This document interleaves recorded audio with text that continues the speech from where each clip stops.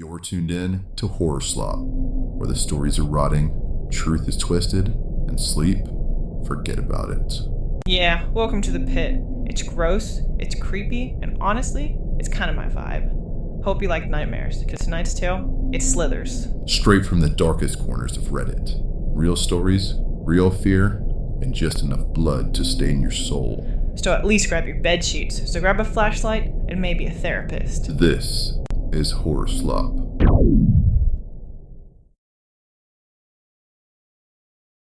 Every night starts somewhere, and this is where yours begins.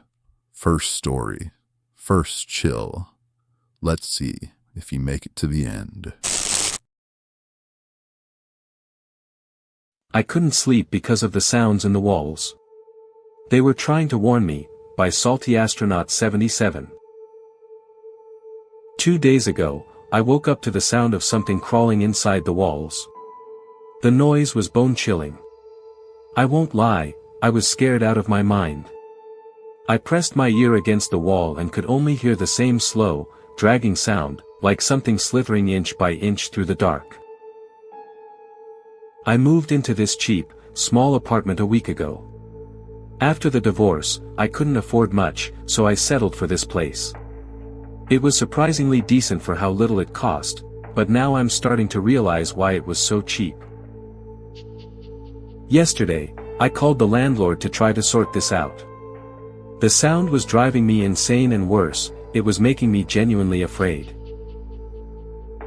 "Oh, don't worry, it's just rats. Nothing to be scared of," he said. His voice was calm, but I wasn't fooled. He was too calm.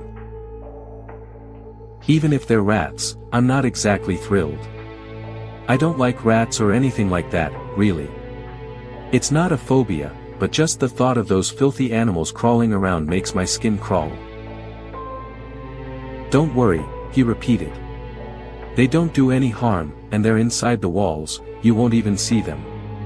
It only lasts a day or two." The other tenants said the same thing, and then it stopped. "You won't hear anything after that." I was terrified. On the edge of panic. But something kept me from running away, curiosity. I had to know what was inside the walls. And I knew deep down, whatever it was, it couldn't be rats. Then I realized, it didn't sound like crawling anymore. It was something else. Familiar somehow. Now that I was really paying attention, it sounded like words. Whispered in some rough, guttural voice. In a language I didn't recognize. I was just about to give up when one last idea crossed my mind. What if I reversed the audio? What came out of the speakers made my blood run cold. I swung the hammer as hard as I could. Blow after blow, I kept going until the wall began to crumble. And then, from one of the holes I made, something came out. The smell hit me. My stomach turned. I nearly threw up, but I shut my eyes and forced myself to breathe slowly. It was close. Way too close. "Well, I came all the way over, at least let me have a look," he said, suspicious now. "Come on, let me in." Before I could stop him, Breger shoved the door open and stepped into the tiny apartment. When his eyes landed on the destroyed wall and the arm sticking out, he froze. Just stood there, staring. I didn't say a word. "What?" I asked, confused. I had no idea what he meant. You killed them," the words barely came out. I was in shock. I couldn't believe what I was standing in front of. "Yeah. And now I'll have to kill you too." We both crashed to the floor. Fists. Kicks. Elbows. Choking. Anything we could throw, we did. The fight was pure chaos, 15 minutes of hell, though it felt like only 5. The adrenaline, the fear, it warped time itself. The fight ended when I managed to grab the sledgehammer. I swung it with everything I had. It smashed into his head. His skull exploded like a watermelon. I realized then that those sounds were the voices of his victims. They were warning me. Telling me to run. Begging me to escape. I don't know how that's possible, or why only I could hear them. I'm writing this while I wait for the police. I don't know what's going to happen to me, whether they'll arrest me or believe me. Whew, telling gave me chills. But hey, we're just getting started. The next one's sharper. You'll see. What if the greatest trick the devil ever pulled was convincing the world that the Bible was the Word of God, by Keep It Real-ish? The clock on my dash reads 4:30 a.m. The darkness outside of my headlights is so thick that I can't see anything to the left or right of me. There isn't a star in the sky and the moon is eerily absent. The phone call I received last night assured me though, that the church in Havens Creek is nice and the congregation was wonderful. I wanted to get there early, get the lay of the land, and put my own little flair to the place. I'd been driving for some time when I finally came up on my turn for the church. I pulled into the parking lot and what my high beams fell on took my breath away. A large, beautiful white church with long columns, a bright red double door, and beautifully stained glass windows with depictions of our Lord and Savior. I stepped out of the car, turning off the headlights, and the night was heavy again. Outside of the interior lights of the church and the solar-powered lights lining the path to the door, I could see nothing. I'll admit I felt a bit unsettled, but my mentor, Father Reynard, had me come here as a guest pastor, and I was not going to let him down.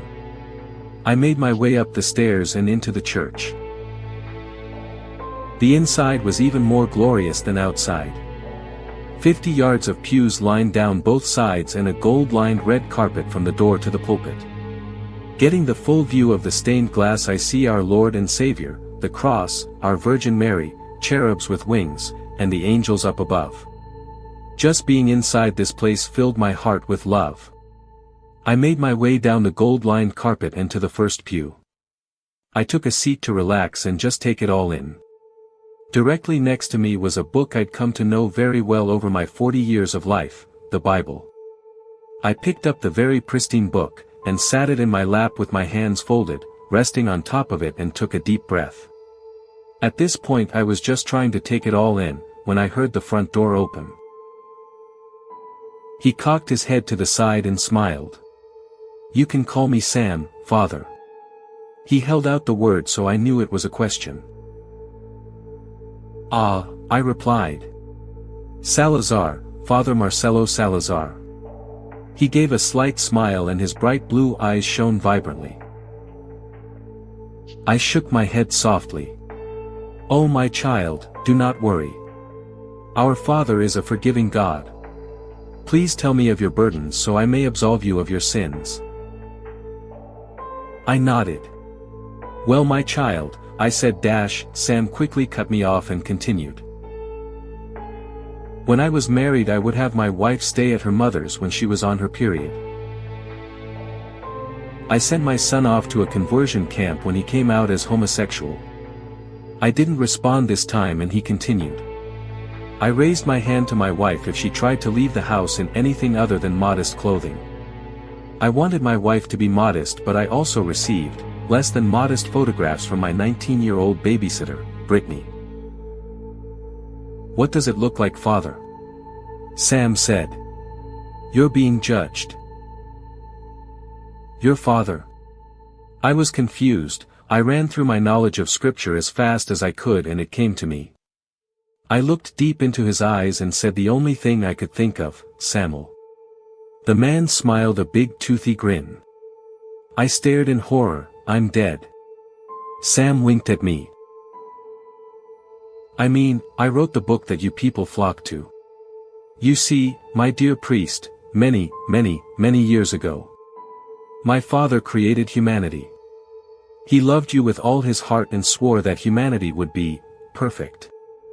I assured him that no creature with free will would ever be so. He assured me of the contrary, and for the first time in his long life the devil struck a deal with none other than God himself. I told him I would add but one thing to this world that would prove the downfall of humanity, and if they proved unfit, he would see me as his right hand. He assured me that it wasn't possible, that humanity was pure and perfect. Now, that book has existed in many forms depending on who holds it, but I wrote them all. I never appeared to Adam and Eve as a snake, but a book bound in snake skin did. I told them of the beauty that lay outside, the glory, the happiness. It spoke of just eating that fruit and experiencing it all. Then, as the first bite was taken, I had one. My father was furious, my brother was bloodthirsty, so began a war in heaven and my fall from grace. I stood and faced him, headstrong in my conviction. No, I do not. I said. My voice no longer shaking. He stepped forward almost nose to nose. Then why is it, my dear priest, that you tried to change one of God's creations because it did not fit your narrative? I took an involuntary step back as he continued. I wrote that book with the idea in mind that hypocrisy would surge. It's laden with enough truth and love to lead the stupid astray. My Father loves all life, all things, no matter color or gender. The part about stoning those that lay with the same sex, all me. You hypocrites line my doorstep like lambs to slaughter. That love you feel well up inside when you tell someone they will burn in hell for who they love, or for living their life not according to your broken vision of an almighty God. It is not love at all, but your soul's acceptance of your truly wicked nature. I clutched the Bible to my chest and just shook my head. No, you are the father of lies, none of this is true. Sam smiled again. Is that what you believe, my dear priest? If so, have a look at the book you have so coveted all your life. But wait, hold on, what about before the birth of Jesus Christ, before Christianity? I stammered. I had heard enough, I couldn't take any more, tears openly fell down my cheeks. Now for my questions, my dear priest. How does it feel knowing that I robbed you of all earthly desire only to have your soul remain in hell for eternity?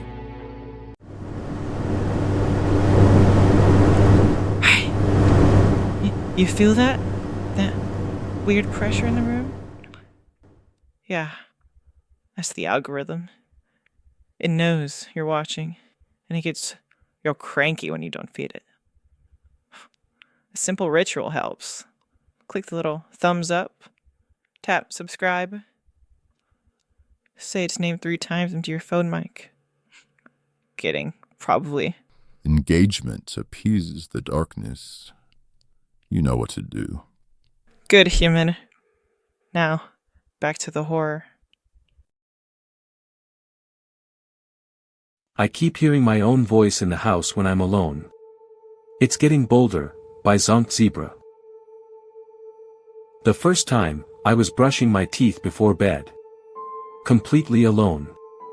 No music, no TV on. Just silence. And I swear, I heard myself say, quietly, right behind me. Not loud. Not threatening. Just, casual. Like I was telling myself something I'd forgotten. I froze, toothbrush still in my mouth, and turned around fast. Except I hadn't been planning to. But the second I heard it, I wanted to. It's like someone planted the thought just to see if I'd do it. So I did. I got curious. Maybe too curious. I started leaving my phone on record overnight, just to see. The third night, I caught something. Around 3:12 a.m., there's some rustling. Then, whispering. Right into the mic, same voice as mine. But not a dream. Not sleep talking. I've listened to it maybe 20 times, and every single time it chills me to the bone. Things escalated. I tried staying at a friend's house for a night, no weird dreams, no voices. Just peace. But when I came back home, the bathroom mirror had writing on it. "You took too long." That's when I started sleeping with the lights on. 2 minutes later, my upstairs neighbor knocked. First time she ever has. Said she heard something, like a voice, through her ceiling, and wanted to check if I was okay. I said I was. I lied. Last night, I got a call from my own number. One ring. No voicemail notification, but the call log shows it. Me. No contact photo. Just a gray circle. Today I opened my camera roll and there was a new video. And the screen goes black. I don't know what the hell is going on. I don't know if I'm losing my mind, or if something is trying to become me. But if I disappear, or worse, if I show up and seem off, don't trust me. Still with us? Good. That last one was just the warm-up. Let's go deeper. It was 2012. I was just a normal teenager, hooked on energy drinks, Monster and Red Bull cans always stacked next to my keyboard. Chocolate bars were my snacks of choice during long gaming sessions. School was boring, but once I got home, I could disappear into games for hours, sometimes the entire night. One evening, I stumbled upon a new indie game on a forum I frequented. It was called The Hollow, advertised as a psychological horror game with an unconventional story and atmosphere. Curious, I downloaded it right away. The graphics were simple, a bit pixelated, but the atmosphere was heavy, like someone had poured their soul into every pixel. When I looked away from the screen, my room seemed different. The darkness in the corner by my computer felt thick, like it swallowed the light. But the more I played, the stranger things got. The screen flickered sometimes, and when I looked away, I caught glimpses of things that shouldn't be there, a shadow standing perfectly still in the background, a door opening without me clicking, a figure vanishing when I blinked. I showed my friends, but they never saw anything weird. It's just glitches, they said. But I knew it was something else. One night, after a Red Bull and some chocolate, the game suddenly started showing weird messages in the text boxes. It displayed my name. I heard voices through my headphones, whispers repeating my name. Slowly, my reality and the game's world started to blur. I saw things in my room that resembled the forest in the game. Shadows moved unnaturally. I felt a presence following me even when the screen was off. I wanted to quit playing. But the game was still there on my hard drive, waiting. When I opened it again, everything got worse. A new message appeared on the screen. A cold fog filled the room. When that day comes, I don't think I'll be the only one pulled in. Has anyone else ever downloaded a game they shouldn't have? Because I'm not sure I'm going to make it out of this one. Alright, quick break before our next story. Let's check in with our resident spooky dude. Hey, you ever smile, or is your face just stuck that way? I smiled once. The sky bled. A child vanished. Never again. Okay, drama. Maybe next time just try a dad joke. Knock knock. They never made it to the door. Wow. Fine, stay moody. Anyways, back to the darkness. This next one's got teeth. Does anyone else have a brass key with a red number etched on it, by Waldo 233? The drive had been going fine, and I was making good time as there was no ice on the roads and most people had already settled into their houses for the foreseeable future to open presents and get uncomfortably drunk around extended family. To help with the monotony of the drive, I had been switching back and forth between podcasts and music for the last 2 hours. It was around this time I went back to music as the podcast had started to lose me. I guess with it just being flat country and so dark I didn't notice at first. After fiddling with my phone for maybe 7 minutes, I finally gave up and just paused the song. Thankfully I wasn't so tired that driving would have been dangerous and reckless. I took off again and started down the road, much of the same with fields and trees. I spotted a small light starting to come into view on the right of the road. As I got closer, I could see it was slightly obscured by trees. There was another old-looking farmhouse with its porch light on. I didn't really think about this much, not until the third time. This is when it started to confuse me. The houses were spaced out enough that they were on different land, but from what I could see they were all very similar. Maybe somebody just owned many properties and liked the look of these houses. I shook off my strange feelings and continued down the road. I sat in the car for maybe 45 minutes just waiting for anything to happen, but it was just the same. The temperature had been dropping steadily during this time. I had put my jacket on at this point but was starting to shiver again. I had clothes in my bag in the boot, but I didn't dare step 1 foot outside of the car. I had tucked my hands under my arms to get warmer, but at this stage I could see my breath every time I exhaled. I had no way of measuring the temperature, but I knew this was far lower than it was forecasted to be. Still, I just stayed in the car shivering away and watching the door under the porch light. A further 30 minutes passed until it became unbearably cold. My fingers had lost all their color and were starting to throb.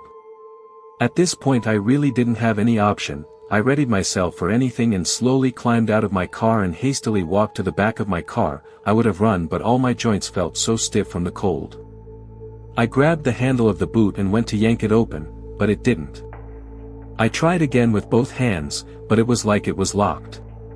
A slam made me jump and tears well up in my eyes. I expected someone to grab me and drag me away like in a horror film, but there was still that same silence.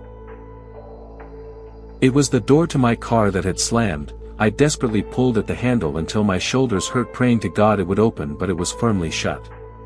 I kept wildly glancing around me, preparing to see some creature or being approaching in the darkness, but there was nothing besides the porch light. I waited for maybe 30 more minutes until the air was stinging but mouth and lungs when I inhaled, and it felt like I have ice forming in my nose.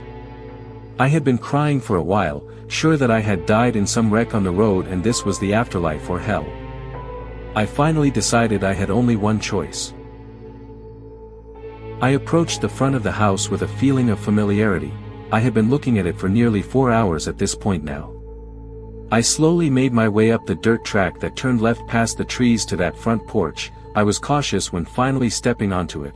I had my heels turned, so I was prepared to run if anything came running out of the door. Still nothing though, just a stillness in the air as I placed my hand on the doorknob and turned it. I looked around the inside of the house, making out what I could in the dark and with help from the porch light. On the right there was an opening to a dining room. It was small, with a table with an old ragged tablecloth that had 4 seats and 2 windows facing towards the front of the house. There was a haze of dust and a smell I couldn't place that clung to the back of my throat. The left side of the hall had a living room, with only a single couch that was covered with a sheet and a fireplace that had a few items next to it that I could make out from the doorway. While surveying, there was a massive bang behind me that shook the entire house, and I was left in complete darkness. I spun around and saw that the front door had been slammed shut behind me. I quickly moved to open it again, but I couldn't. It didn't even seem like the door was locked. It was like there was no door at all and I was just pulling on a wall. After a few minutes of trying to open the wall, I realized how futile it was. I went into the dining room to try and look out at the front of the house or use one of the windows to escape. I stopped dead in my tracks as I realized the windows were gone. The glass and the surrounding were all there, but now there was a wall in place of the outside. I opened one of the windows and tried pushing against the wall, but it was firmly in place. Out of desperation I started bashing my hands against the wall, screaming out all my frustrations as tears flowed down my cheeks. My hands were getting bloody, and I don't know how much longer I would have kept going, but I stopped when something hit back. I flew off the couch and stared, and the door now appeared. As it slowly opened, through the crack in the door I saw a little cloud of air from someone or something breathing on the other side. I jumped forward and slammed my body into the door. I braced myself for the onslaught I was sure was about to come, but there was nothing. I stayed there holding the door for a while, expecting something to try and open again, but they didn't. After a few minutes I realized how cold I was getting. I was trying to form a plan of blocking the door and returning to the fire when I had a horrifying discovery. The dining room and living room were now gone, replaced with just walls, so the only thing I could see was the double staircase. I walked around to the front of the chair and stared at it hard. It seemed so perfectly placed that I knew exactly what I was supposed to do. I was supposed to sit in this chair. I glanced at the door and half expected it to be gone, but it was still there, but I knew that there was nothing out there I wanted to be a part of. I was just so tired, too tired. I had been awake for nearly 28 hours at this point, if I was guessing correctly. I didn't care what happened anymore. I was so cold, tired, and scared I couldn't cry or scream anymore. So, I chose to sit in that chair. Anyway, let's lighten the mood with something fun and... Nah, just kidding. It gets worse. Hit it. Rain Lures Them Out, My Escape from the Forest, by Nathaniel Phoenix. Suddenly I was surrounded by these creatures. I had only sliced a couple as they tried to bite me. It didn't help at all that the storm made everything dark, actually pitch black. The rain felt like needles on my skin. Then I saw the path back to my campsite. I prepared to make a run for it. I got up, grabbed that biting creature and threw it away. Then I began running again. After falling I was more careful about my steps. I started calling these things toadies. While running I took the lighter to my hand. Quickly glancing back, there were maybe 50 of those toadies running behind me. I had to light the torch, fast. Click, click, click. Finally, after 3 tries, I got the torch lit and in my hand. As soon as I got it lit, the toadies stopped at once. There were at least 100 pairs of eyes, glowing from the light that my torch made. Their rubbery skin was glistening in the light. Of course they didn't answer. They just croaked and stood still, frozen from fear. The one who was closest to me kept blinking every time I looked at it. "You need to go." I tried to scare them away by waving the torch around, but they didn't move at all. I was desperate and really tired of this. I kept wishing that this would end.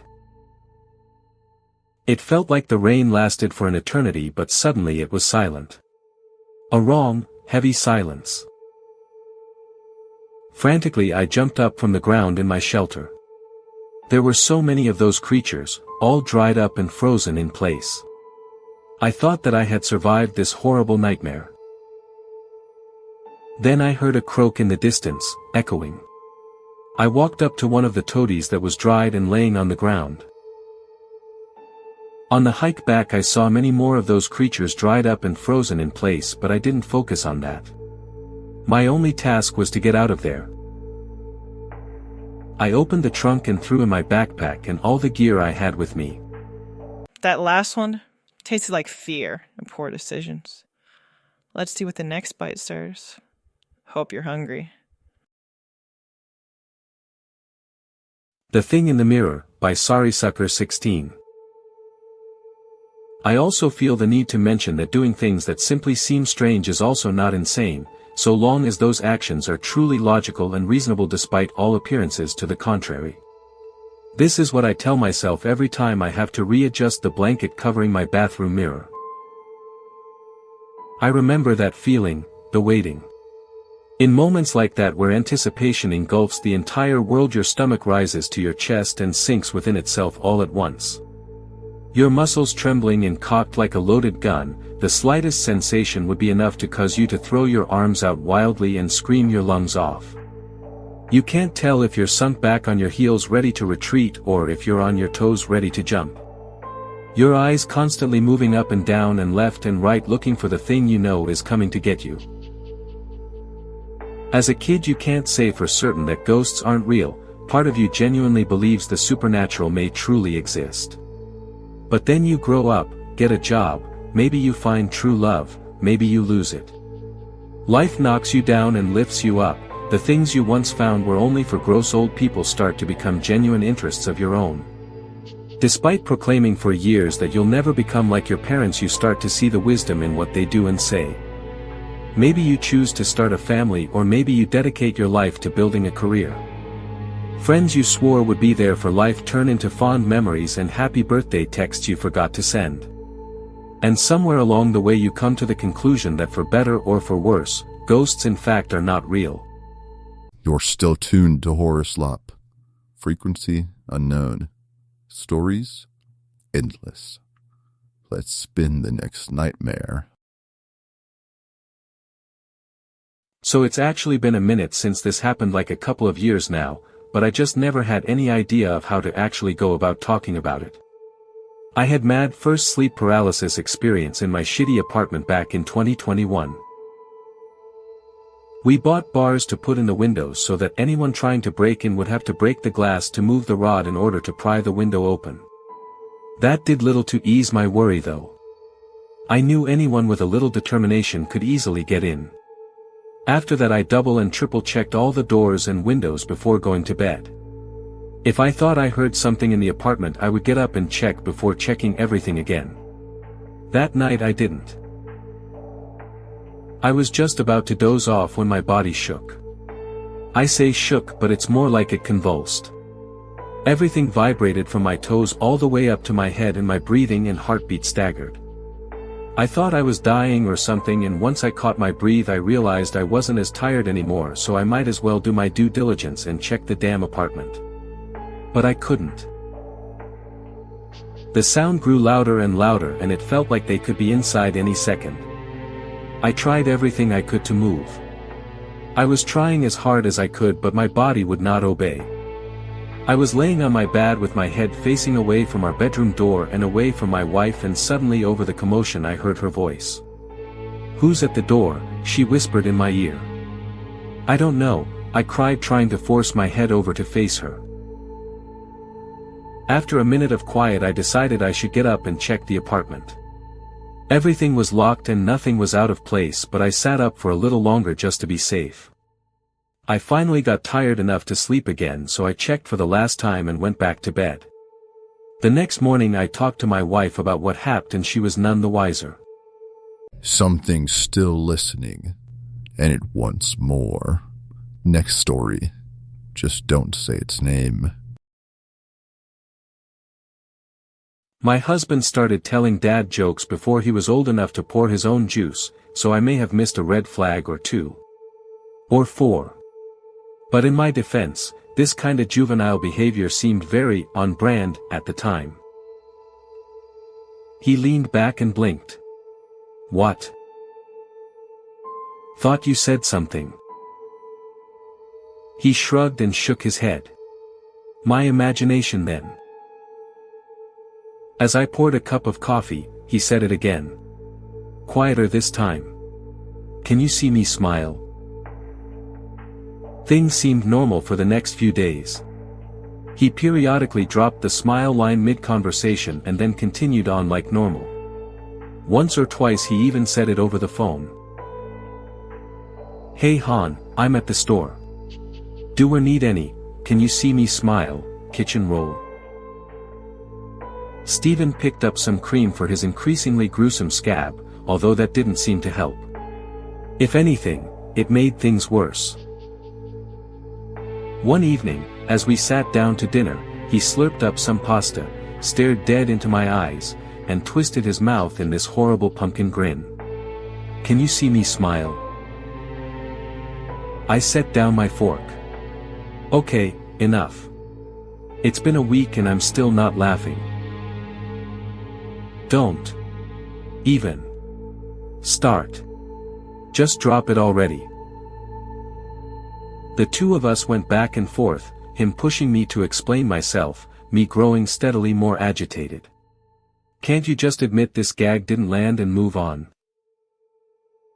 Later, as I soaked in the tube with 2 cucumber slices over my eyes, the door at the far side of the room creaked open. "Stephen?" I called. Stephen had already turned in for the night, so my lecture about boundaries got placed on hold until morning. Sometime after midnight, an awful dream about falling into this endless black void startled me awake. For a moment the sensation carried into the real world, no doubt because the mattress had compressed beneath our combined weight. I opened my eyes in an attempt to escape the sensation of that awful dream and saw Stephen, who held himself directly above me, supported by his elbows and knees. His nose was pressed right up against mine. I bit down on a scream. Stephen's sore had spread, now he looked like a toddler after devouring a plate of jam sandwiches. Was he picking at those oozing scabs? What the fuck? I shouted. Turning away, I said, "This is getting seriously old. You're not funny." When the alarm screeched, the far side of the bed was still empty. I crossed the upstairs landing and went into the bathroom, where Stephen stood before the sink, eyes fixed on his own reflection. He stretched and twisted his lips, which had gone pale at the corners, using his forefingers. From the doorway, I said, "Look, sorry about last night. But you scared the crap out of me. Can we act like the whole thing never happened?" I rolled my eyes. Fine. Back home, Stephen was in the downstairs lounge, furiously scribbling into a notebook. "Can we talk?" I asked. He stayed hunched forward, his attention fixated on his writing. "Sorry if I was a little short-tempered last night. I didn't mean to hit you so hard. But this joke, it really got under my skin. You think we could pretend the whole thing never happened?" There were dull thuds from somewhere upstairs. I slowly climbed the steps. My husband was crouched in the corner naked, his back to me. He dragged a lobster-red hand up and down the wall, smearing the word SEE over the cream-colored tiles, stopping only to replenish the ink by vomiting thick red phlegm onto his fingers. Oh fuck, it was blood, he'd written those words with his own blood. "Can you see me smile?" he snarled, along with a full-body spasm. There was something wrong with his voice, he sounded like a patient in a dentist's chair with a prop in their mouth. The door made a creak sound as I flinched back without meaning to. Stephen's head perked up. I spun into the hall and raced toward the stairs. Halfway there, Stephen threw himself hard against the back of my legs, sending us both careening down the steps. He pinned me down. And between gruesome wheezes that slid up from his throat, he repeated those 5 words again and again. He eventually made a sound like a cat hacking up a furball, exposed teeth chattering and closing and crunching. I seized the opportunity by worming my way out from under him and made a break for the kitchen, where I armed myself with a steak knife. "I'm fucking warning you," I screamed. The paramedics actually wretched when they arrived. "Craziest fucking thing I ever saw," said the taller of the pair. A police officer couldn't believe the story. Still a stammering mess, I recounted how Stephen had mutilated himself before attacking me over and over. He took me to the station for an official statement, after which Mom took me to her place, where, for some odd reason, my mouth wouldn't stay closed. Sleeping yet? Didn't think so. Next story's up. And yeah, it's worse. You're welcome. What the hell? I sat behind the security desk at my university library holding an envelope that I assumed was meant for me. "To the new guy" was scrawled on the front in jagged script, and I supposed I was the recipient because it didn't get any more new than I was last night. I was scheduled to work my first nighttime shift, 12 to 4 a.m., at my university library. The hours didn't deter me at all. I'm a serial insomniac and my class schedule was structured so I could stay up late and sleep in the next day. This luxury had the unfortunate side effect of limiting my employment options, and in order to stay somewhat afloat in the sea of student debt I was floundering in, I couldn't afford to remain unemployed. And number X200B. When I heard about the night shift at the library from my friend Valerie, who I attended high school with, it seemed like a perfect match. I can't reveal the specific school that I work for, but suffice to say it's a large university in the southern portion of the United States. Anyway, Val worked the early morning shift, 6 to 10, and she mentioned that the guy who worked the late night shift, some guy named Flanders, had quit a few days prior. When she told me the hours and confirmed that the pay was at least north of minimum wage, I jumped at the opportunity. After spending a week slogging through the 3 departments you have to send paperwork to in order to become an official university employee, my bank account was in desperate need of that first payday. So anyway, last night was my inaugural shift, and it being a Friday night, the library was expectedly dead at midnight when I relieved my new colleague Tori from her post. The employment manuals I was required to read had prepared me extensively for what was by all indications going to be a mundane 4 hours. I started at the security base, a big wooden desk the size of a tank underneath a huge glass window embossed with our university sigil in the library atrium. Here I would stay for the first 30 minutes of my shift and perform some clerical tasks like checking the book detectors and ensuring the patron counter worked correctly. After those first 30 minutes I was supposed to make my rounds about the library, an inconceivably large building, that, according to the employment manual, required about 2 miles of walking to complete a perimeter sweep on all 4 floors. When I settled into my chair behind the behemoth desk, I was exasperated to find the letter. Oh great, I thought. More bullshit protocols to read. I tore open the envelope to find a sheet of yellow legal paper with numbered lines following a paragraph of writing in the same style as the print on the outside of the envelope. Do not throw away this list under any circumstances. This is your Bible, your map, and your survival guide all in one fucking succinct document. I didn't have to leave this shit for you, but my hope is that by leaving this behind, I'll help to curtail your learning curve a bit. Lord knows it can be a steep one. Anyway, the rules listed in this document are not optional. They aren't suggestions and they aren't advice. They are a code that you must adhere to or some terrible shit can happen. You wouldn't understand without experiencing it for yourself, which is exactly what this letter is meant to avoid, so listen up. If you get through this first night, I'll leave more rules for you tomorrow. Rule number 1, never look at the hallway safety mirrors in the basement corridor. Keep your eyes low and walk swiftly. Rule number 3, stay out of the atrium from 2:15 to 2:16 every night. It's better if you don't see it. Rule number 6, if you hear tapping coming from the glass window behind you at the security desk, do not turn around. Rule number 7, at 12:15 you'll see a heavy man in a tweed suit hurry past you clutching his briefcase. When you see him walk past you, tell him, today is not the day, friend. He'll look relieved, nod and walk out of the library. If he gets up the stairs, you're already too late. And number X200B. Still here? Aw, look at you. Brave little meatbag. Too late to back out now. Next story's already watching. I almost died in a car accident. Now Doors Close by Themselves, by Reddit Boy Original. I was only a child when I experienced this. The rain poured while 8-year-old me danced around my backyard. Laughter filled the air as I swirled around in a state of euphoria alongside my childhood friend who we'll call Grace. Tag, you're it.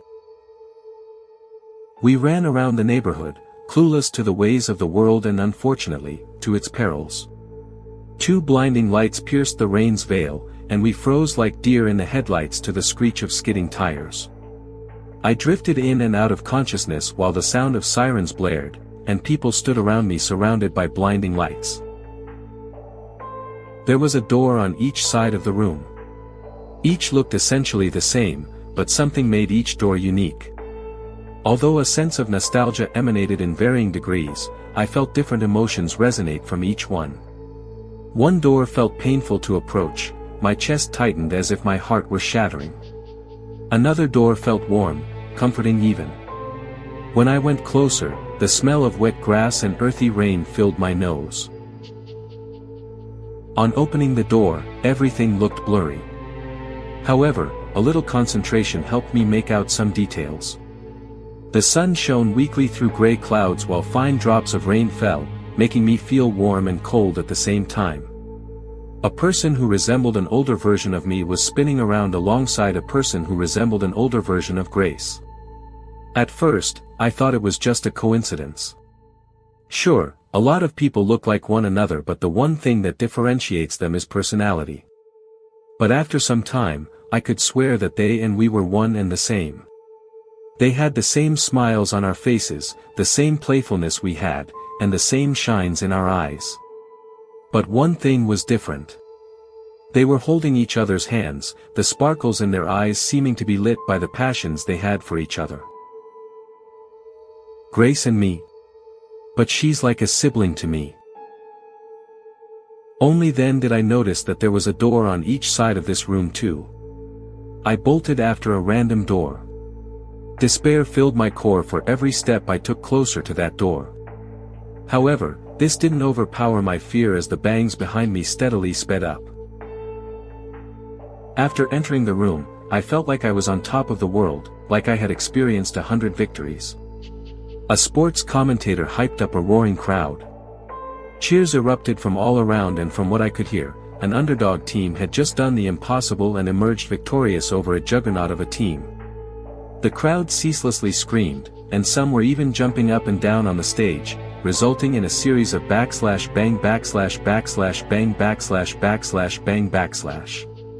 Everyone continued to go wild until the crowd was suddenly snuffed out. Their images faded like lines of candles being blown out one by one, and the whole room slowly lost its colors and hues until only a chilling darkness remained. However, the bangs did not recede and instead were getting louder and faster. I realized too late that the sounds were getting nearer when the door behind me blew open. As soon as it did, the whole room blackened even more, if that were possible, and the few shadows that remained were drowned out by a darker void like black ink drops spreading across gray water. A petrifying coldness climbed up my nerves, and I couldn't resist the urge to look slowly behind. There was nothing, rather I couldn't see it at first, but I knew from how my heart stopped that something was there. Among the shadows I could sense a being that seemed to suck out all the light and life in the room. It replaced the shout of the crowd with a deafening silence and the cheerful atmosphere with a sense of dread. However, although void surrounded everything, the doorframe of the room it came in from was directly behind this creature, as if framing it in a picture, and a silhouette could eventually be seen. It had no definite form, changing and twisting the shadows according to its will. At one point, it looked like a person, but with limbs longer than usual, like arms that somehow reached a couple inches below its knees, legs that were broken in too many places that it seemed a miracle it could stand up, and a threatening posture that was too stooped forward for any normal human, as if it would pounce at any time. Then, painful cracks from what I could only guess were broken bones filled the air like hard celery breaking. Its limbs began to pop and divide, morphing into what looked like diverging cracks that slowly spread out like tree roots. It gradually reached toward me, and through the randomness of its forms there was one thing constant, the feeling that something was out of place. I realized that the forms I was seeing were the lies of my eyes, pathetic estimations of whatever the creature could look like in an attempt by my brain to make sense of what it was seeing and to keep its sanity. It probably could feel that I was looking at it, and as soon as it did, it moved away from the doorframe and into the cover of shadows. The winds became erratic, as if they were running away from something massive which was moving towards me. Every part of my body, every aspect of my soul was desperate to run away, and so I did. I dashed through numerous doors with scene after scene playing through blurry backgrounds. With each room I passed, the visions became duller and darker to the point that it was like running through the bottom of a muddy ocean. Eventually, it reached a point where even the doors were becoming less visible, and after some time, I somehow reached a dead end. Ice-cold blood flowed through my veins as it reached out a morphing branch of dripping darkness towards me. Upwards in the dark sky, I could see the figures were no longer moving around. It looked like they were leaning towards me, investing their full attention on me. I could sense a tinge of amusement and anticipation from them. Suddenly, the thing's branching limbs started piercing my chest and I could feel a static noise spreading across my soul. Red stains filled my vision as I looked up in agony and saw the shadows above vibrating in excitement. Just as I was about to pass out, a white flash shot across the sky, lighting it up in the process and illuminating the figure's outlines.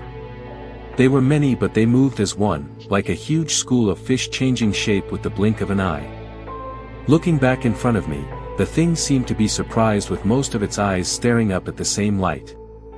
Then it snapped its gaze towards me, and just as it rushed nearer, I woke up to the light of a room surrounded by what I assumed were surgeons.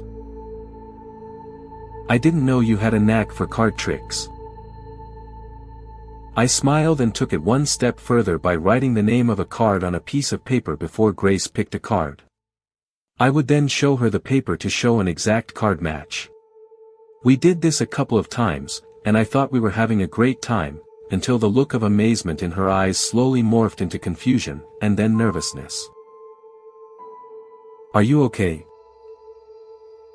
Some heavy heartbeats and a blink went by. She seemed to snap back into reality. Suddenly, a spark lit in her eyes, and she bombarded me with questions.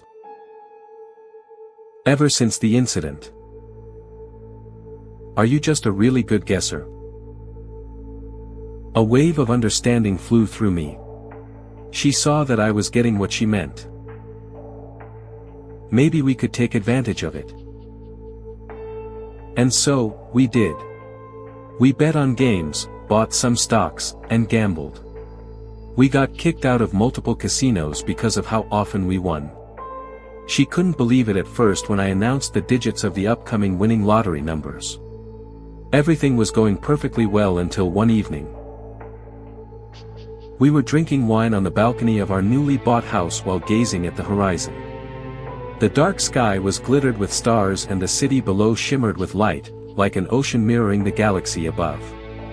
The trees were swaying, murmuring amongst themselves while spreading a sappy scent across the air. The only thing that topped this view was Grace's eyes as they twinkled among the stars. She noticed me staring and slowly drifted her eyes towards me. "Gosh, I can't believe we'd be together like this, staring at the stars while sipping wine that we'd only be able to buy with months of average pay." I thought about how it all started. The sprinkle of the rain, the euphoria of our childhood, and the headlights that should have ended it all. I smiled at the irony. Then, as the silky silver rays of the moon touched her face, she trapped me in an alluring gaze and went closer to me until I could feel her breath. I closed my eyes and expected her welcoming touch when suddenly, the bang of a slamming door echoed a couple of floors below us. Grace yelped in surprise. A familiar sense of dread rolled across me like a cold wind traveling from my feet upwards. The door slams continued as Grace slowly went to investigate. I was too caught up in my confusion, in my slow remembrance of the day of my accident, that I almost didn't notice the sudden silence around the house. The trees stopped talking, insects stopped calling among themselves, and my heart stopped beating when I saw that thing framed against the doorway of the room with Grace walking unknowingly towards it. I finally found my voice. "Grace." That last one tasted like fear and poor decisions. Let's see what the next bite stirs. Hope you're hungry. I should not have subscribed to my girlfriend's OnlyFans account, by Mandark. And that was that. One meeting and she had me wrapped around her fingers. To say that our relationship was a whirlwind romance would be an understatement. It all feels like a blur to me, like the view inside a train that is zooming past yours in the opposite direction. I had no idea how she so quickly wriggled her way into my life, settling in like she had always belonged there. I felt like God himself was smiling down on me, and not one to spit on my blessings. I agreed with whatever she suggested, unknowingly losing myself in her piece by piece. I changed my dressing sense for her, dropped my childhood friends like the dead weight that they were, quit playing video games because it is a child's hobby, not something a grown man in his mid-20s should ever waste his time with. I sold off my G.I. Joe collection, got a job I hated, bought a car that was too expensive and took out a loan for a house much bigger than we could have possibly needed and added her name to the fucking deed. All to please the pert little succubus. At least the sex was heavenly. So heavenly in fact that I didn't even protest much when she told me she was going to start an OnlyFans account. "It'll be good for us," she said, flashing her slender wrists at me, making my heart melt. "We need the money, babe. Besides, they only get to look. Only you can touch me." I sighed, loosened my tie and grunted. "Just don't tell me what you post on there. I don't want to know." She squealed with joy and jumped on my lap, reminding me why I was putting up with all this shit in the first place. That's when things started to go wrong. Terribly, horrifyingly wrong. I quickly set up an account and subscribed to hers. But to my utter disappointment, there was nothing out of the ordinary there. Just lingerie's pictures, a couple of full-body nudes. That's it. Nothing that would explain what I was going through. I took a second to calm my heartbeat which thumped against my chest, my ears, and my temple before moving on. And then I moved on to the most recent video. The screen flickered to life and our basement came into view. It didn't look anything like I was familiar with. Lit up by candles that bathed the room in a dull orange glow, the entire basement had been turned into some sort of an altar, like the pictures I had earlier seen. Unclean cattle skulls were strewn across the room, the floor was slathered with squiggly chalk lines set up in strange symbols, tapestries with dizzying designs embroidered on them hung from the rafters and smoke arose from somewhere off-screen. In the middle out of it all though, was the love of my life. Nude, with her entire body soaked in blood she was writhing on the floor, touching herself and moaning in a hoarse and guttural voice. Propped up on a small table in front of her was a framed picture of me with the eyes burnt off, probably with a cigarette. The fear that crashed into me brought tears to my eyes. She began rubbing herself faster. And faster and faster and faster and faster until her hand was just a red blur on the screen. Sharp shadows danced on her face as she began speaking. "Soon," she said. "Soon. Soon. Soon. Soon. Soon. Soon. Soon. Soon. Soon." Her voice rose with each words until she was screaming in a manic frenzy, until the words reverberated like gunshots in the basement. And then the video came to an abrupt end. Still with us? Good. That last one was just the warm-up. Let's go deeper. I'm a 911 operator. Just had the most terrifying call, by Higgs Thunder. What is your address, sir? 1617, Quarry Lane, in Pinella Pass. I know that my front is definitely locked, but I'll go check my back door again really quick. I appreciate your help, by the way. I know this is kind of strange but I really hope that. He's still in the yard. But what the fuck, he's upside down. Sir. Stay on with me, what is happening? He's staring right at me, but he's standing on his hands now. He's perfectly still, staring straight at me. He's doing a handstand and he's smiling at me and not moving. He's doing a handstand, sir. Okay, I'm walking backwards now and keeping him in my sight. Sir. Sir. Are you still there? Sir, I need you to speak up. What is happening? He won't stop staring, he's going to hurt me. Sir, I need you to listen to me. Lock yourself somewhere safe until the officer arrives at your house. Can you hear me? Yes, I'm going to lock myself in my room. Yes, I'm alone in the house.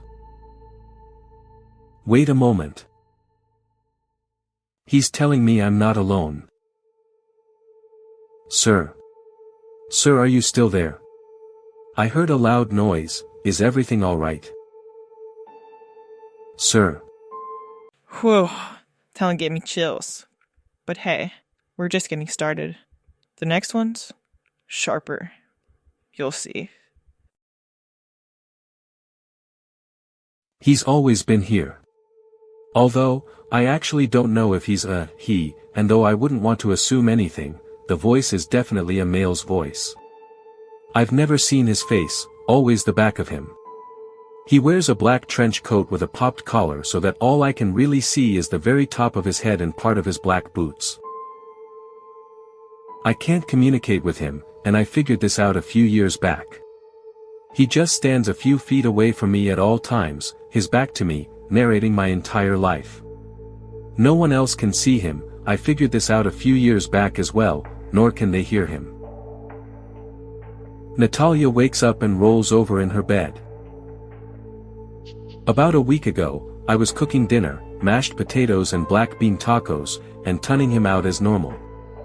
As I was chopping up some cilantro for my tacos, however, he said something that caught my attention.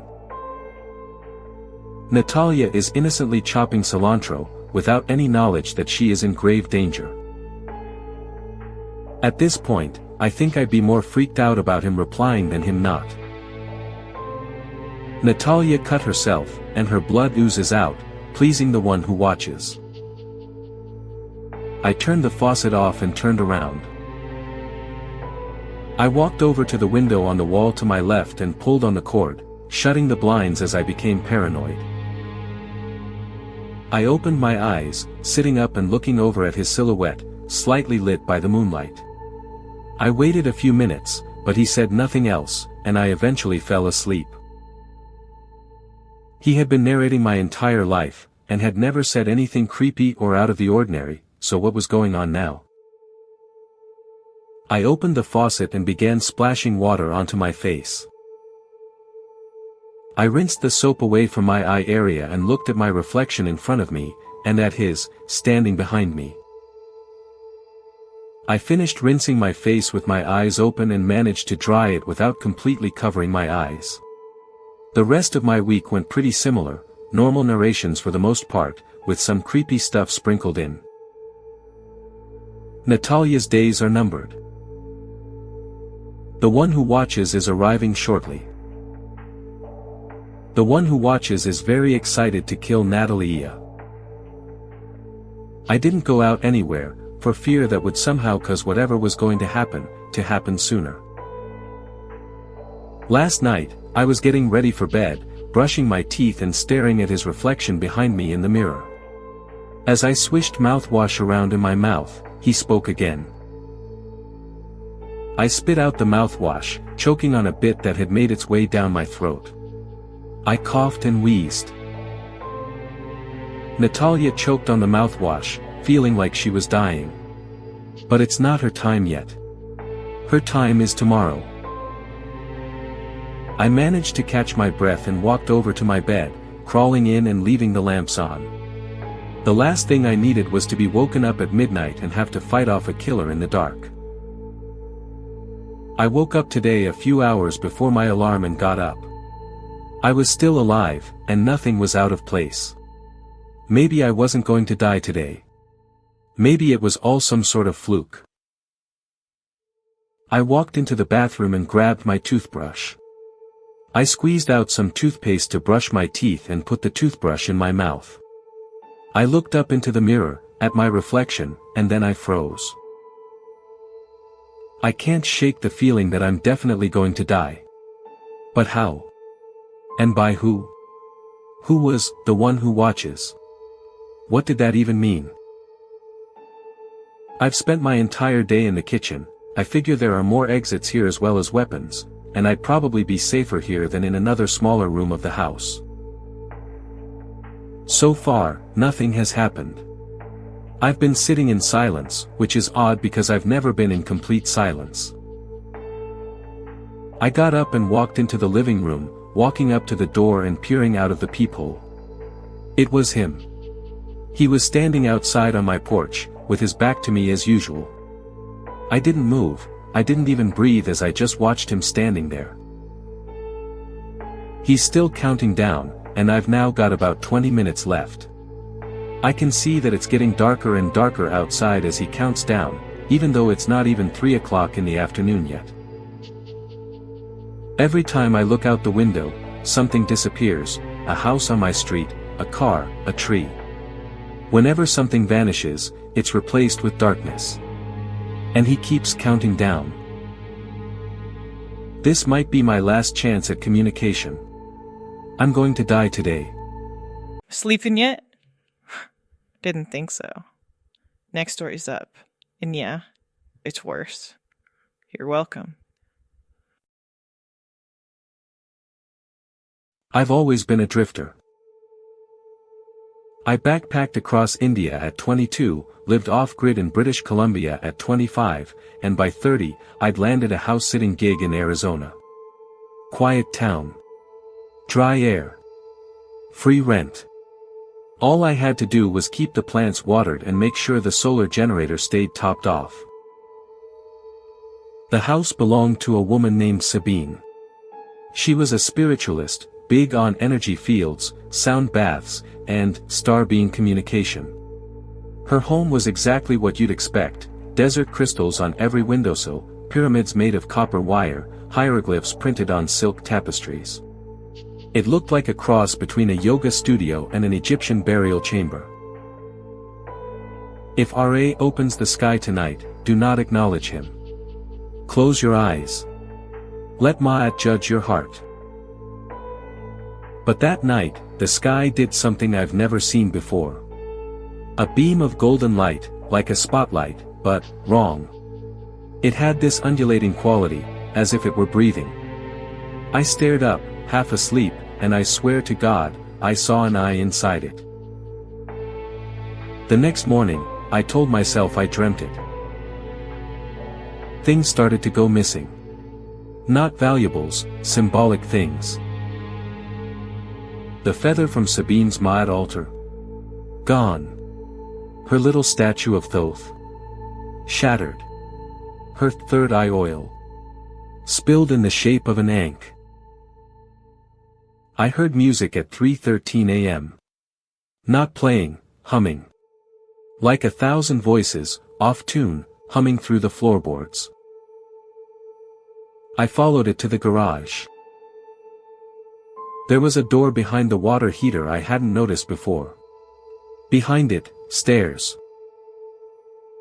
The humming got louder as I descended. The basement wasn't a basement. It was a chamber. A shrine. Walls painted with black sun discs, scarabs with human eyes, and chakras pierced by golden beams. Or at least, something that looked like her. She was floating, eyes open, smiling faintly. There was no water, yet her hair floated around her face like she was underwater. Do you submit to Ma'at? Is your heart light enough to walk in Ra's shadow? I still hear the humming sometimes. Especially around 3:13 a.m. And sometimes I wake up with sand on my feet and a copper triangle pressed into my palm. It's not Reiki. They'll find you anyway. Need a break? Too bad. These stories don't wait, and neither do we. Next one's worse. In the best way. I lost my body for a week, by most upstairs 2840. Realistically, I couldn't blame them if they didn't listen. It was me on the house alert cameras entering his home, and it was my own body that sat as he screamed and kicked and grasped at air that couldn't save him. But I did not kill Rick. You never imagine that the things you see online in news articles or on the big screen of your local theater will happen to you. There's always a form of disconnect. We as a species live under the impression that we are invincible. I lived under that impression. That feeling of being untouchable didn't shield me. All around me, any light that was on began to grow from a low dim to a blinding, buzzing mass. My ears swam as the light's shriek grew louder. I tried to close my eyes, but the light showed through my eyelids in oranges and yellows. My senses were being attacked, a heat building under the light's glow so strong that drops of sweat began running down my back and face. Then, the lights shattered. And I felt the worst pain I have ever felt in my life. My bones felt like they were snapping, just to rejuvenate and break again, my skin stretching to accommodate an entirely new organism. I felt as though my organs were being ripped out and then placed in a new arrangement, one that my body wasn't meant for. I was Prometheus, and the form entering me was the eagle tasked with devouring his liver. I tried opening my eyes, to identify what was doing this to me, to rationalize the events occurring, and found that even though the bulbs had broken, the light present in the living room of that apartment had grown incomprehensibly brighter. I began to feel wet liquid trickling out of my ears and nose. I tried to scream, but nothing came out. My lungs were being starved of air, but somehow my body persisted. It was a common known fact, and even though there have been countless attempts to report his actions, it's hard to get anywhere when the sheriff is the one you're reporting. He continually abused his power, and since it was in small southern town that barely hosted a community college, most followed the timeless good old boys system and were paid for their compliance. His hobby was a constant, it only ever ceased for a few months some time back. It was sometime halfway through my ordeal, I watched my body enter a car and begin driving. It was dark out, the moon watched me with careful eyes as it drove to the edge of town. It didn't stop, it headed farther into nowhere, driving for what felt like at least an hour. The woods slowly took over as the passing cornfields grew few and far between. Eventually, amidst the sea of shabby dirt roads, my car took a right onto a pathway that I can barely count as drivable. Removing the last layer of dirt revealed something I thought I would never have to see. Below its feet was what used to be a girl, with long brunette hair that had once shined in the sun. A maggot-filled lesion decorated her neck, her mouth parted to reveal rotting teeth and a partly eaten-through tongue. Her eyes, no, her whole body had been turned to food for the bugs. The earth had begun to take back the softer parts of her body, returning them to the soil that had surrounded her. And around her wrist a bracelet twinkled in the moonlight, featuring a pendant engraved with a simple character. R. Had I been in control of my body, I would have likely wretched and desecrated her with my vomit. In that moment, for the first time, I felt grateful that this thing had taken over my life. After seeing the body, it seemed satisfied with its discovery and began on its way back to the car. I was baffled. Why had it come out here, just to stand and stare at a dead girl? Did it just want to traumatize me? Was it taunting me, reminding me that no matter how much I wanted to I couldn't take control, couldn't help the girl, couldn't help myself? Rage boiled inside me. I tried to kick, to push, to move my finger, to look the other way. My mind screamed. I felt so hopeless. I watched it walk away from the poor girl in the woods, a college girl, just like me, and enter the car again. It felt cruel. It felt miserable. And yet there was nothing I could do to stop the tires from turning and my car moving farther and farther away from her. As I watched the farms repopulate the sides of the road and the faint lights of home streak across my eyes like shooting stars, all I could think about was the young girl that would never again be found. A dull ache persisted for the next 2 days as I watched it go through the motions. Take psych meds, go to school, shower, come home. It was like it had no sensation of my body. It ate regardless of my appetite, starving me when I was hungry just to provide a surplus of food when I felt so sick that, had I been the one in front of the meal, I would have pushed it away. It didn't completely disregard caring for me. I like to believe it held sympathy.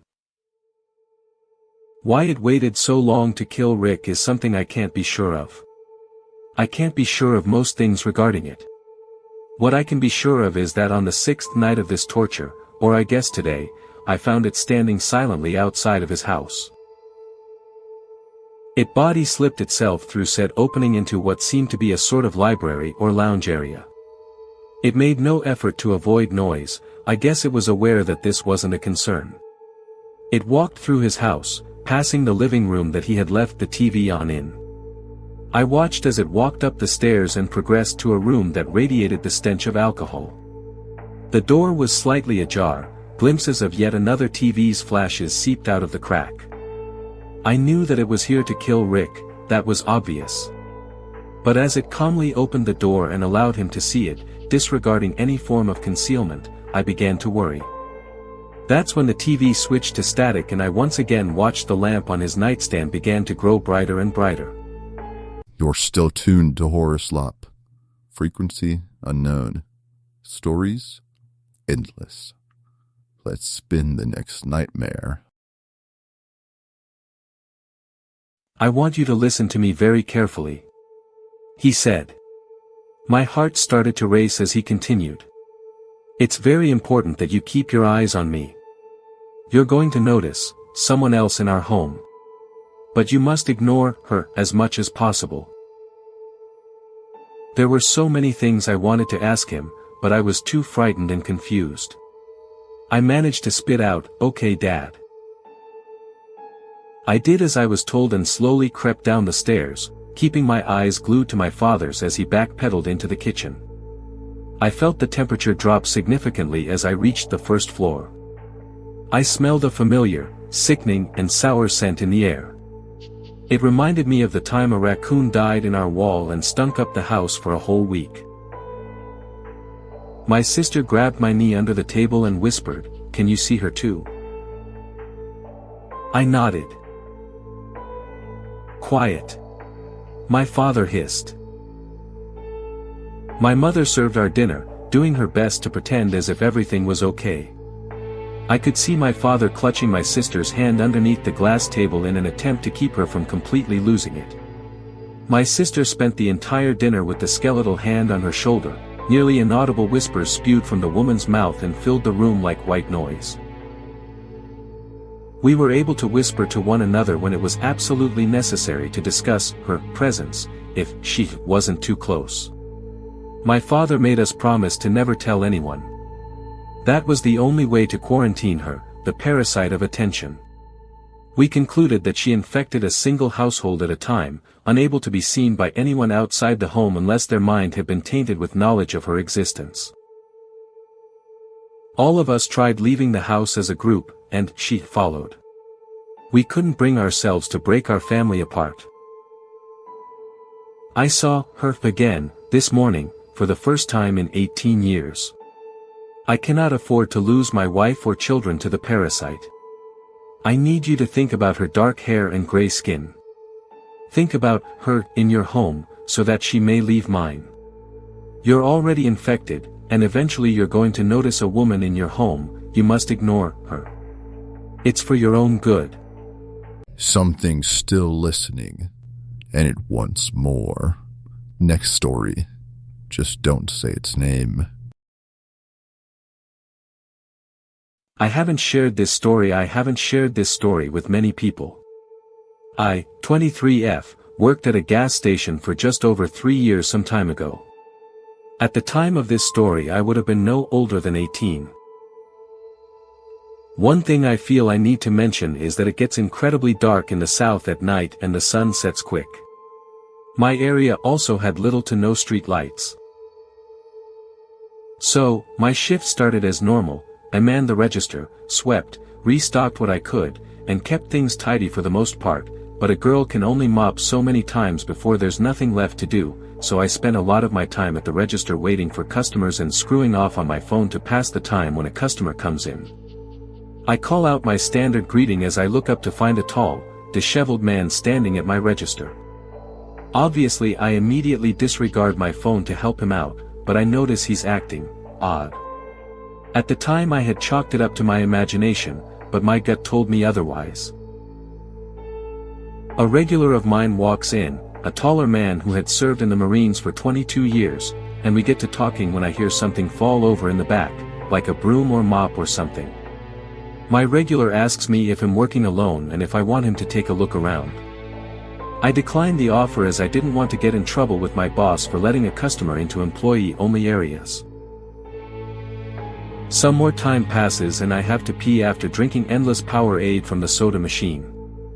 I go to make my way back, and before I could reach the bathroom I glance to the office and notice the door is way more open than I'd left it. I don't know what compelled me to push the door in with my foot, but that's what I did. I kicked the door so it'd swing open and trigger the motion sensor light.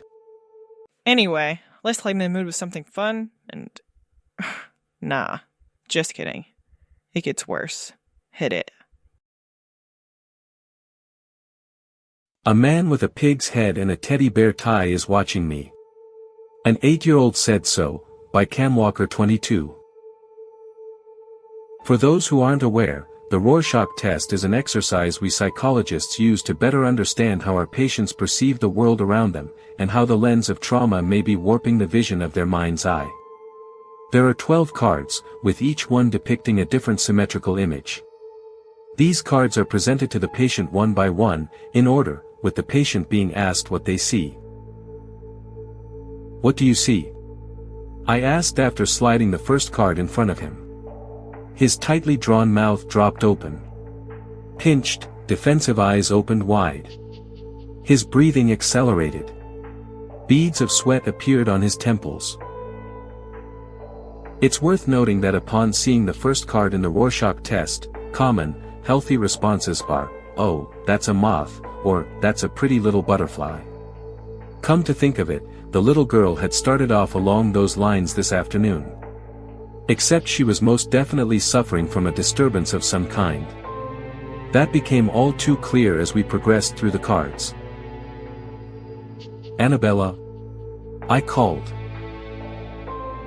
A girl was laid on her front, scribbling a series of gray lines onto a notepad, but she didn't stir at the sound of her name. Though her mother and grandmother did. They leapt to their feet and gathered their belongings before corralling Annabella towards me. Some tears were shed, but the tantrum wasn't anything out of the ordinary for an 8-year-old being dragged from pillar to post in an unfamiliar place. I showed the trio into my office and confirmed the details of Annabella's referral. Sudden emotional withdrawal. Bouts of unresponsiveness. Extreme lethargy.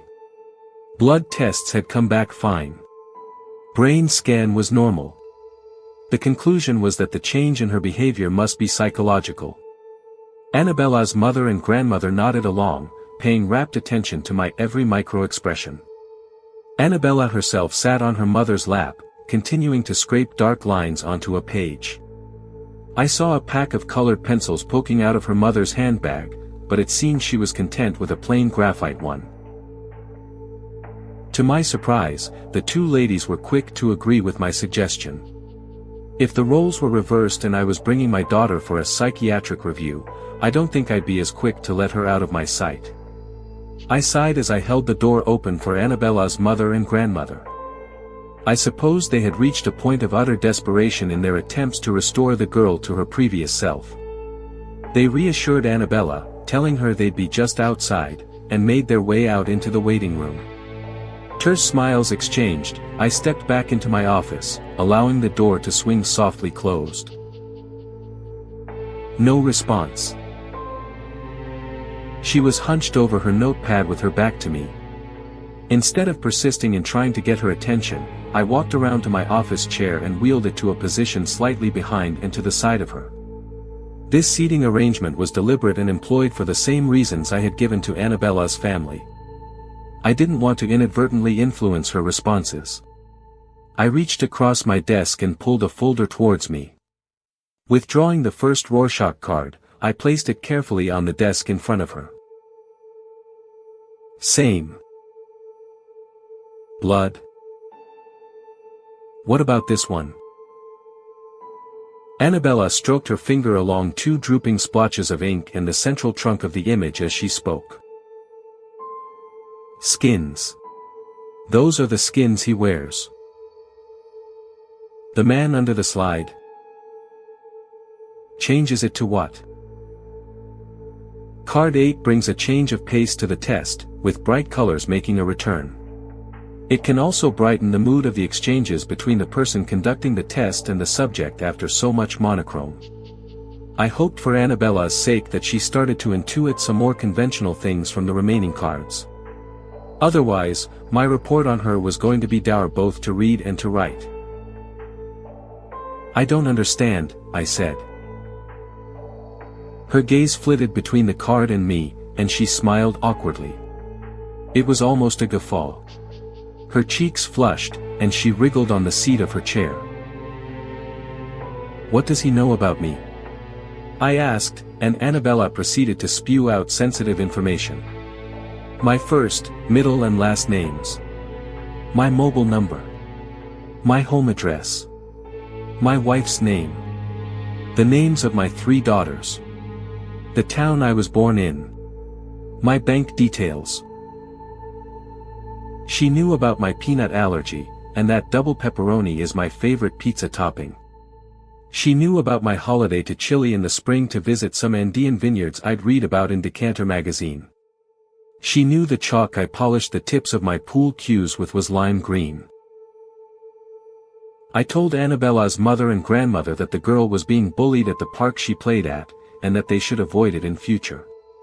Annabella skipped away, holding her mother's hand, and I retreated back into my office. I'm usually 5 minutes behind my final client, but as I said before, I daren't leave. There's a man with a pig's head and a teddy bear tie who knows everything about me and can apparently change his appearance at will. I know I can't stay here forever, but at least in this room I can be confident that I'm alone. Yes. But not yet. You're still tuned to Horror Slop. Frequency unknown. Stories endless. Let's spin the next nightmare. I'm a nurse. Last night, I saw something strange on the ER's security camera, by Nurse Jolene. "The little girl escaped," she said, with a giggle. "What?" She pointed to the security camera feed. Little Madeline was standing in the hallway, her image grainy and pixelated. We'd admitted Madeline at 8:23 p.m. A little girl, no more than 6. Her face covered in blood. She'd taken a nasty fall down the stairs. Dr. Thompson was worried she might develop a subdural hematoma, so we were keeping her for overnight. Ugh, no. She shouldn't be up. I paused, leaning towards the monitor. And where'd she get those clothes? She wasn't wearing the hospital gown we'd put her to bed in. No, she was wearing a black dress, white stockings, and shiny black shoes. As if she were all dressed up for church. Or a funeral. There was no one there. In her hospital gown. With her 4 still attached. Olga raised her eyebrows at me. "You found her?" "Oh, spooky," she said, with a grin. "Maybe she's possessed by that slime thing you wouldn't shut up about last week." Back to texting. I narrowed my eyes at her. That's not something to joke about. I rolled my eyes and turned back to reading about the half-mermaid that apparently washed up on the shores of Lake Erie. PSH, I can't believe people actually believe this stuff, I thought. I happened to look up at the hallway, and the security monitor caught my eye. Madeline was standing just outside her door. In her dress and stockings. "Look. It's Madeline again," I said, poking Olga. Olga looked up from her texting, who was she even texting after 3 a.m., and followed my gaze. "Oh, it's the little demon girl again. Ha, ha." I turned back to the video feed. Another light went out. I drank the last dregs of my iced coffee. When I put the cup down, I saw it. It wasn't.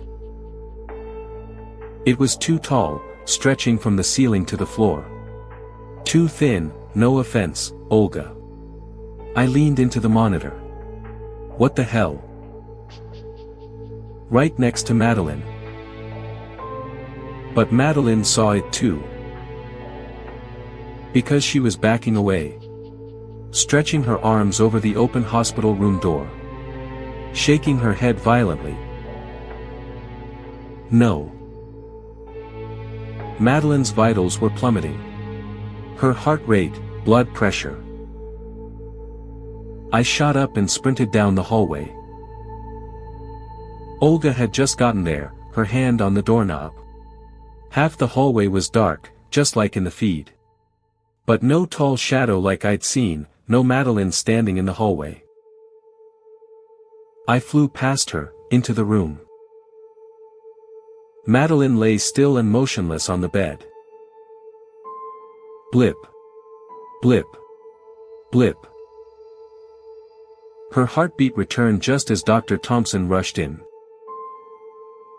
Backslash backslash backslash. Great, Madeline said. She turned to her parents. She saved me. She glanced at me.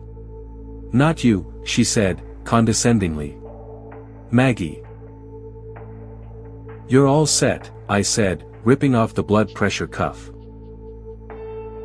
Yay, she squealed. She grabbed her mom's hand, and the two of them walked into the hallway. But the father stayed behind. No, that was Maggie, I said, rolling my eyes. The curiosity bit into me. Completely overstepping my bounds as a nurse, I asked, who's Maggie? Her imaginary friend? He sighed heavily. Sort of. When my wife was pregnant with Madeline, she was actually pregnant with twins. My heart stopped. Identical twins. But one of them passed away in the womb, he continued. We told Madeline, since we don't believe in keeping secrets. But it appears we made a mistake. Little Madeline has an overactive imagination. Always talks about Maggie, as if she's actually still with us. He coughed again, strangely, and I realized it was to stop an impending sob. He reached out to shake my hand. Thank you so much again. Sleeping yet? Didn't think so. Next story's up. And yeah, it's worse.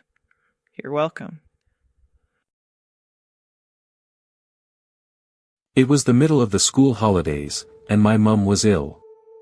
Mum being ill wasn't something that bothered me too much at the time, it was a pretty common occurrence, something I was even used to by then. Every month it would happen the same way. Dad would come to my room and tell me Mum wasn't feeling so good, and that she'd have to go away for a while until she felt better. Then he'd drive off with her in his car, and collect her a few days later.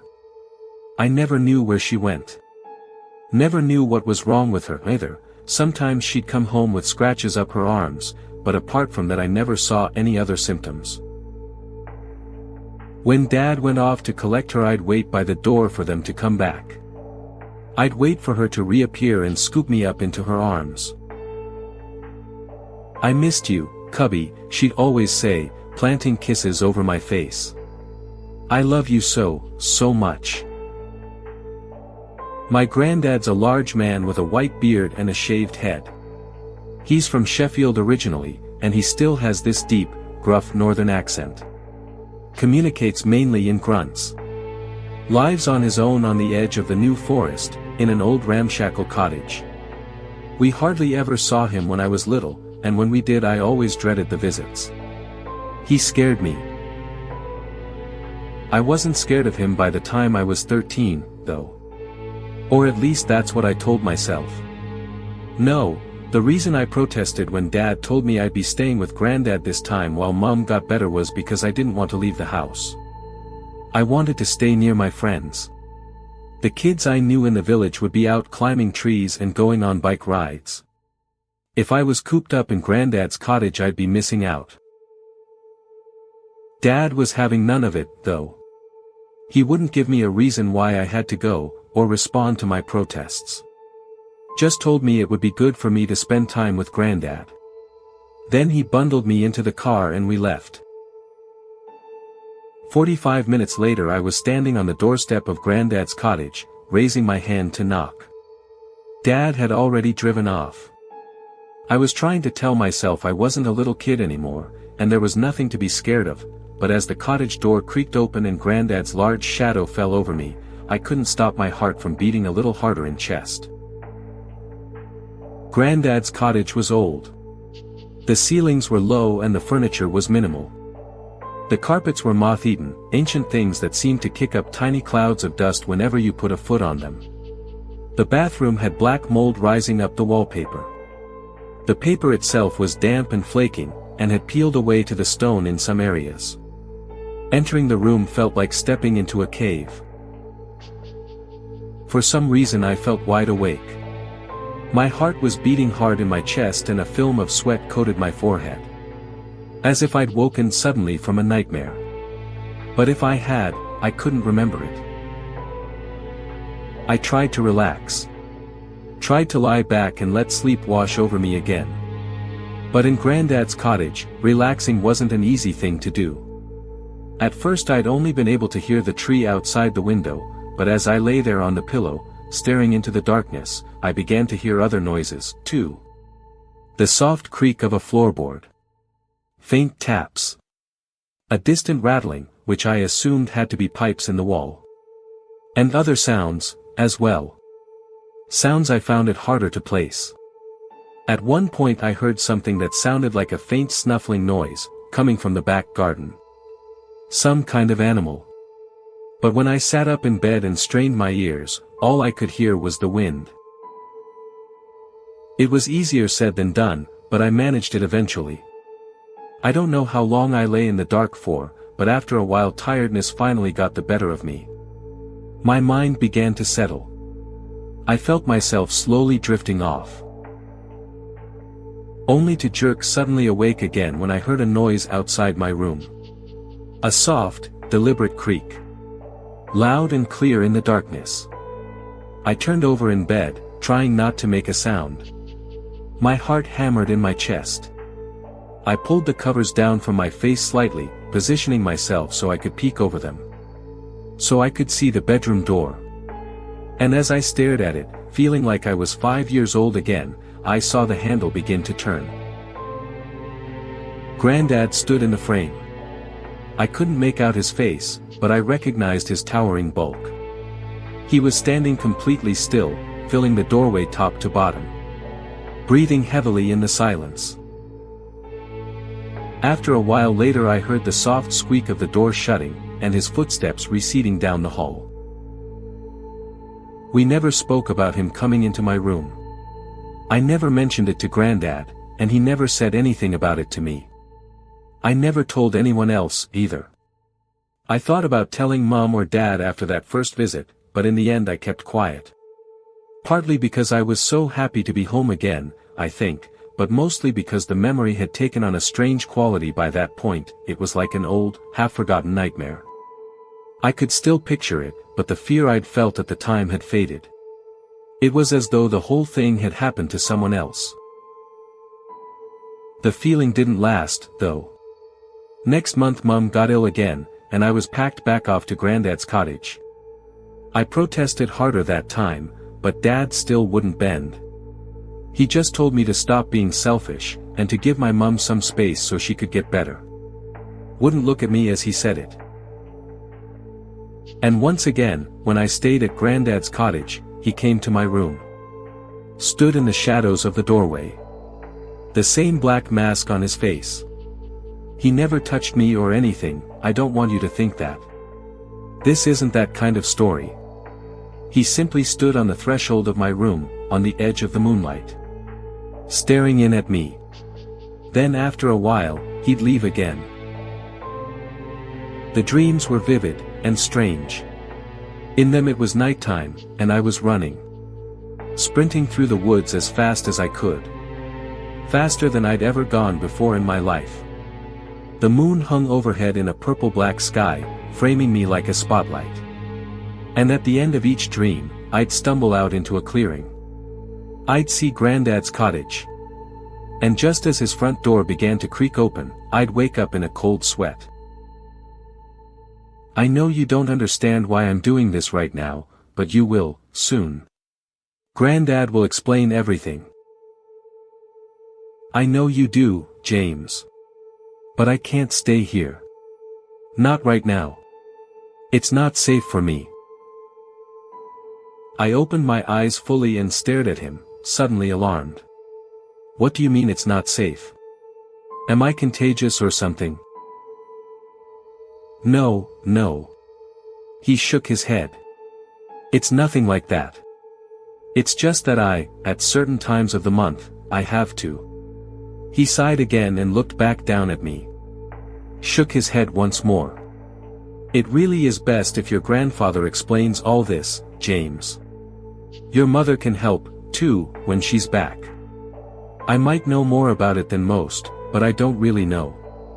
Not like them. James, you know how your mum gets poorly each month, he said. How she has to go away for a while until she's better. I nodded. Of course I knew. Why will he explain? Why can't you just fucking tell me?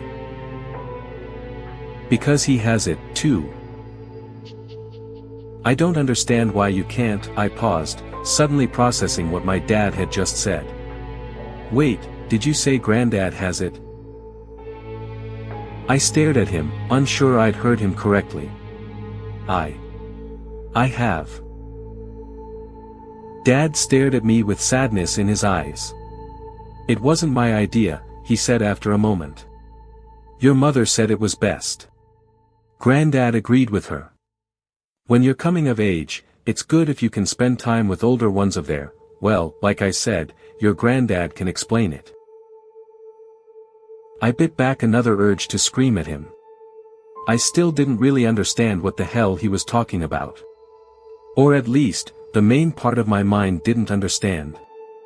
At the same time, though, something was starting to nag at me. Images and memories circled the outskirts of my brain, just out of sight. Monsters around a campfire. I swallowed. You said it wasn't safe for you, I said after a moment. When Mum gets ill. You said you can't be around her. Dad opened his mouth, then closed it again. He frowned. Your grandfather's better at dealing with his symptoms, he said eventually. He's had longer to get used to them than your mother has. But, no, I still wouldn't be safe. Not completely. No, no. I told you, it's genetic. You were born with it. And besides, your grandfather would never hurt you. We took extra precautions on the worst nights, too, I insisted on it. We made sure you'd never. I remembered the times Mum had come home with scratches up her arms. I remembered the dream I'd had where I was running through the woods. And in that moment, I realized something I'd never understood before. Something that filled me with a sickening combination of terror and excitement. It was a muzzle. Part 2. And now, as the hour gets cold, and the shadows stretch long into the corners of your room, it's time. Yeah. Chew the spooky violin. But seriously, this next one? Even I didn't sleep after hearing it. I've claimed something coming from you. What? Just because I sleep in a coffin and collect cursed dolls? Among other things. This is the final descent for the night. One last story, dragged up from the depths of the disturbed and deranged. Go ahead. Turn off the lights. We dare you. This is Horror Slop.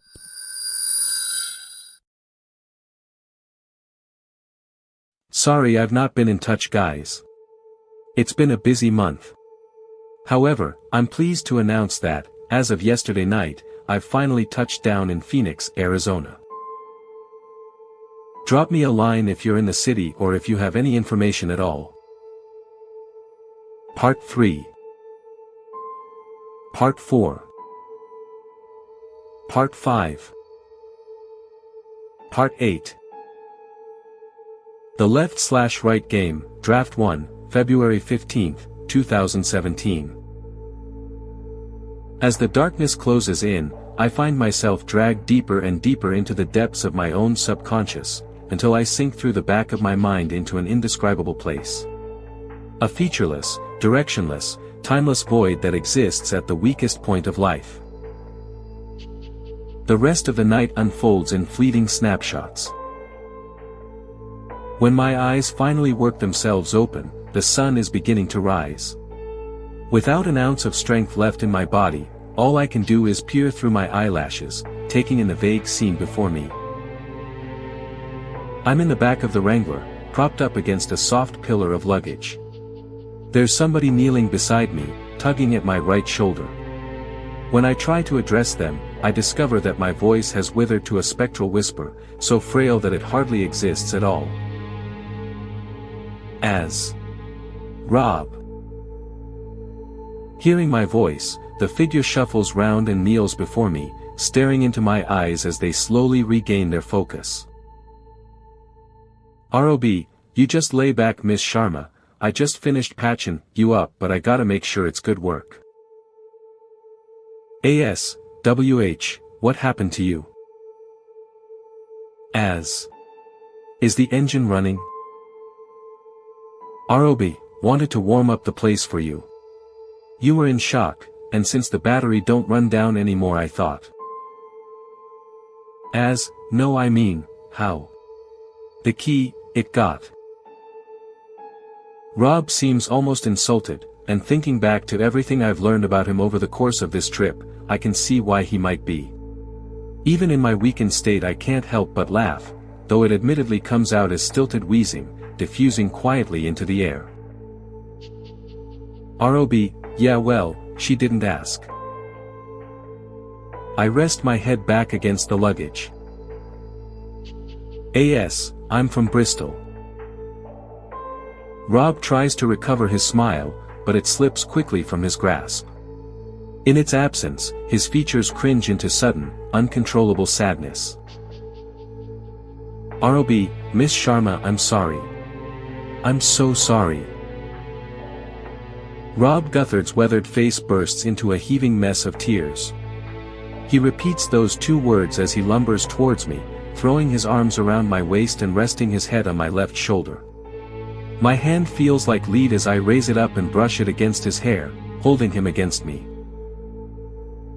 As the man continues to sob, I let my head roll slowly to the right, observing the damage to my arm. Last night, lost in the muddled throes of shock, the harm had been unquantifiable, the details drowned out by the encompassing haze of severe blood loss and a blaring, primal alarm which had forced me to move without questioning why. Now that I'm on the other side, bathed in the quiet warmth of the Wrangler, I'm able to fully assess the extent of my injury. Everything below my right elbow is gone. I can't seem to figure out how I should feel and, consequently, I don't seem to feel anything. "Rob, I never meant for any of this to." "Rob, I'll take you home, okay? I'll find somewhere to turn around and we'll get you home." I can tell Rob's offer is genuine, and to be honest I'm a little surprised. I still remember our verbal agreement, forged at the mouth of the tunnel, that he would not be turning his car around until he reached the road's end. I never expected he'd be the one to renege on the deal. Rob sends me a heartbroken smile, which I would return if I had the strength. In that moment, a somber understanding develops between us. An understanding that after everything we've seen, everything that's happened, we're both still choosing the secrets of the road. The decision reveals something about us, exposing a driving force behind our actions that negates our concern for survival, and overshadows the imagined protests of our loved ones. Rob spends the morning packing up the Wrangler, giving me time to rest. The fact that he's walking around at all is remarkable, let alone conducting his usual routine at his usual pace. As I begin to feel life crawl slowly back into my veins, I wonder whether the strange force that has sustained us both, as well as the Wrangler's fuel tank, could also have a mild restorative effect. The notion should bring me comfort, instead it makes me feel like a lobster in a tank. A few hours later, Rob carries me out of the car, letting me rest in the doorframe. In front of me lie 3 mounds of dirt, raised slightly from the surrounding earth. 2 are headed by crosses, formed from knotted sticks bound tightly together. The grave on the far left lies bare, bereft of any religious affiliation. A.S., is that Blue Jays? Without the cross. R.O.B., didn't think she'd want one. Rob goes to throw a foldable spade into the back of the car. For a brief moment, I consider letting his statement go unanswered. A.S., I hid a C4 charge in my satchel. When she took the bag I gesture to the bare grave. Rob looks as if he's seeing me for the first time. I watch as my quiet assertion strikes Rob's ears, as its meaning burrows through his consciousness, its implications contorting his features into a look of shame and damning revelation. We haven't had a chance to speak since I learned his son's name. That piece of information formed the crucial thread, stringing together the strange and seemingly incongruent discoveries I'd encountered on the road. Earlier in the week I may have been worried to confront him with this information, but things are different now. We've come too far, we've been through too much and, if he's truly ferrying me somewhere with malicious intent, I'm powerless to stop him anyway. I raise a weak hand towards him, a quiet request for assistance. A.S., I think it's time we had a second interview.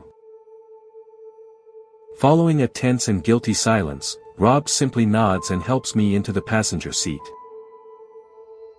R.O.B., it wasn't military. It was commercial. R.O.B., yeah, explosive charges for controlled demolition. Bobby was in the business, had his own firm.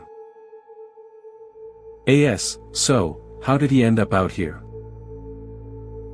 R.O.B., well we were pretty different people, didn't always get along. I was still a courier in those days, always jetting off somewhere new. Course I went to Japan, stayed there a while. Then. A.S., and this time, you both realized it was real. I can tell Rob is replaying the events in his head. The reminiscence almost makes him smile. R.O.B., Bobby's wife was a real doll. Used to work in his office. Kindest girl I ever met, funny too. There was a decade between them but you could tell they were good for each other. He shared everything with her, including the road. In fact, once Bobby got a little more secure with the rules, they started to map it together, exploring their own little world.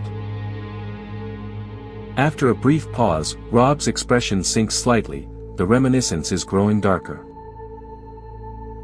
A.S., Bobby lost her on the road. As. What do you mean? R.O.B., they made it to the forest. None of us had got that far before but, this time they pushed a little further than usual. Rob takes a moment to collect himself, to put the facts in order. The trees are starting to grow thin, sunlight bursting through the widening gaps in the canopy. It looks like we're nearing the forest's end. R.O.B., Bobby took a month or so to recover. Boy was desperate to get his wife back, and of course he'd become a suspect in her disappearance. Needless to say the first thing he did was head onto the road to find Marjorie. A.S., but he didn't. R.O.B., nope. No, he found her. Just, a little sooner than he thought. A.S., she was on the 34th turn. R.O.B., wasn't the woman he knew of course. Stood there all day, just mumbling about the road. Didn't even recognize him. I remember he called me up right after he first saw her there, his heart breaking. He tried almost every day from then on, always stopping at that turn. He'd yell, he'd plead, he'd bring pictures and gifts, but she never responded. Don't know if it was really her, but whatever was on that corner, it belonged to the road. ROB, I was checking up on him at that point, every few days or so. One weekend he said he was doing better, even said he'd been in to work. I thought maybe things were turning round, but then he went quiet, didn't pick up his phone for 3 days. I had my place in Phoenix by that point, and a spare key to his house.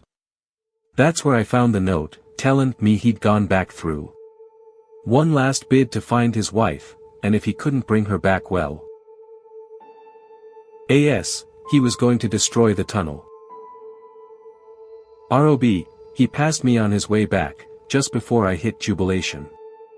Thundering down the road at full speed, driving like crazy. That's when I knew he hadn't found her, that he was going to take out the tunnel, end the game once and for all. But he never got that far. ROB, I tried to talk to him. Called his cell, tried the radio frequencies, there was a number on the SIM card documentation that he had, God help me, I even messaged him on that one. In the end it was just me and him, racing back to Phoenix. He was faster than me, but I was driving better. After few bad corners I caught up. Rob stares out at the faraway ridges, his hands grasping the steering wheel. So you were trying to save him or save yourself? ROB, neither. I was trying to save the road. Say what you want about this place, Miss Sharma, but it's a doorway out of everything we ever known. It's the road out of reality. It may be the most significant frontier we ever cross, and that's, part of me knew, that was too important for one man to take away.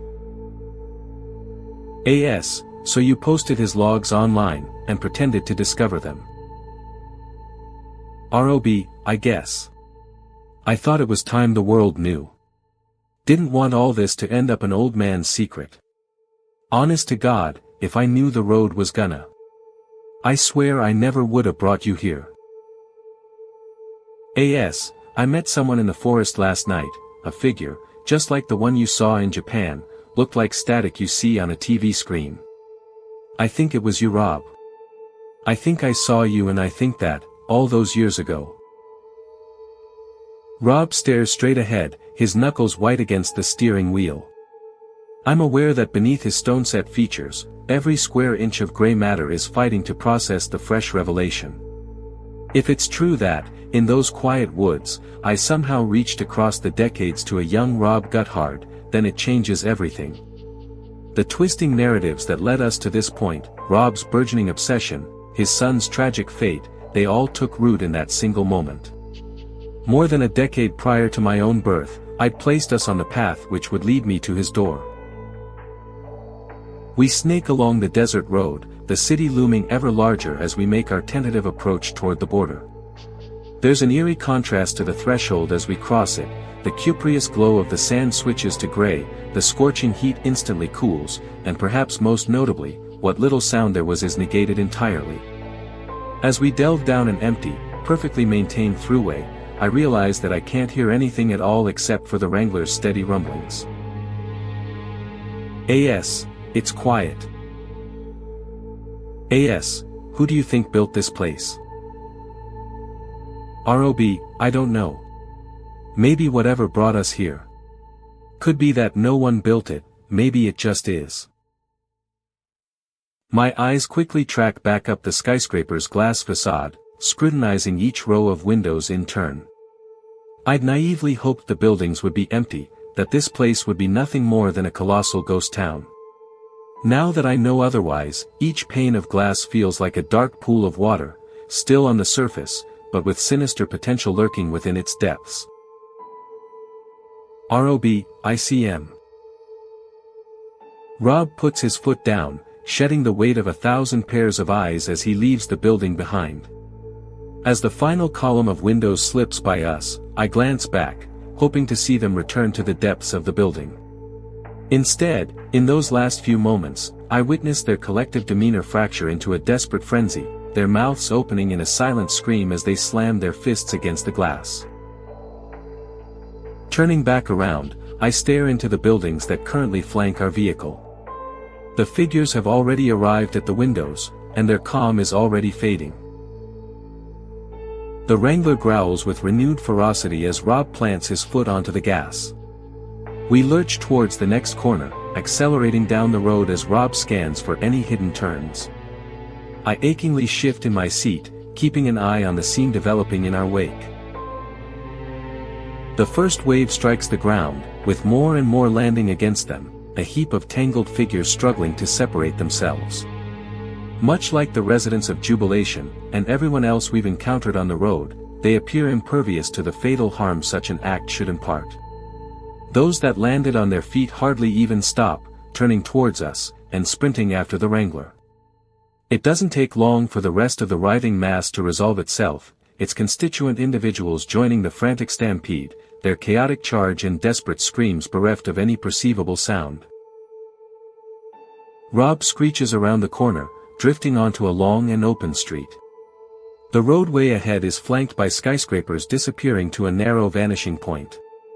As we race down this next stretch of road towards a large intersection, the ever-growing mob bursts onto the street behind us, taking the corner with supreme coordination and continuing tirelessly in our direction.